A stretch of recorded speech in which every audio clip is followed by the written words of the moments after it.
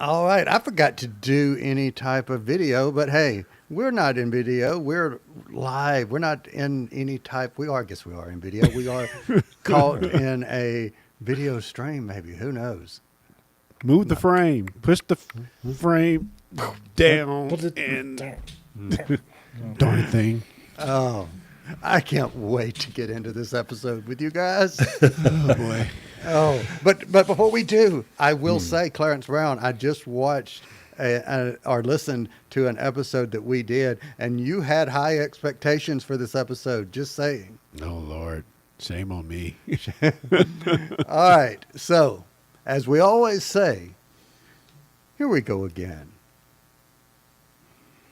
The Discussing Network presents Discussing Who, a Doctor Who podcast. I'm Kyle Jones, and I want to start this week by welcoming back Mr. Clarence Brown. Mr. Brown, how are you? I'm doing quite well, and as I say, I guess every week, glad to be on with you guys talking about some Doctor Who. Some new Who. Some new Who. Some new Who? Who knew? Who knew really? It's season 2, by the way. It's season 2, series 15, or as I like to say, the 2025 series of Doctor Who, starring Lee Shackelford. Lee, how are you? Very good. Very good. And just like Clarence, I just always have to say I'm glad to be here with you guys. So So let me ask you something, Lee. If we have someone listening for the very first time, what do you like telling people? I love telling people that we know that you got other things you could be doing. There are at least 90 other, there are at least 89 other Doctor Who podcasts out there. And yeah, and you've chosen to spend this time with us, and we really appreciate it. Indeed, indeed, indeed. And Clarence, if we have someone listening and they want to find us on the social medias or wherever, what might you say? Of course, you can find us on the social medias at Discussing Who. But if you want to send us in an email or, some reply about this episode we're talking about, or anything else you want us to know, you can send it in to discussingwho@gmail.com. All right. So, Clarence, I want to give a hats off to you before we get started proper. As anyone listening to us on the audio feed, the podcast feed, because of Kyle, we were not posting episodes for several months this year. So we are back in the full swing of it. Thanks in part to Clarence. Appreciate your help. And we had 2 episodes come out right before this one. And kudos to you, my friend. You've also done a few changes to how we post, making it so much easier. So once again, kudos to you. And if you are listening to us and you use Spotify, be sure to subscribe to us on Spotify. And of course, if you use Apple Podcast, subscribe to us there. Leave us a rating and we will review that or list that on an upcoming episode. So gentlemen, anything else going on with you before we get into this episode? Well, Wingrace asks for our fax number. I'm sorry, You know, Wingrace. Those are in our 1980s episodes. We're not yeah. quite back there yet. That's right. That's only when we talk about survival or one of those. Right? Yes. Yeah. Trial of the Time Lord. You can Trial fax of the Time Lord. your thoughts in to Trial of a Time Lord at Discussing Who. I'm sure people did. All right. Anything else before we turn on the lights and let the Lux shine bright? Yeah. All right. So for everyone listening, if you have not seen Lux, put us on pause. Go out, watch the episode, come back, because from this moment forward, spoilers.